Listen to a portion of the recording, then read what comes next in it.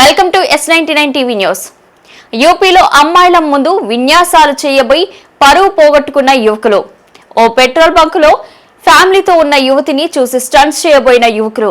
అదుపు తప్పి ముందున్న బైక్ ను ఢీకొట్టడంతో స్టంట్ చేసిన యువకుడికి చెంపదెబ్బతో బుద్ధి చెప్పిన వ్యక్తి.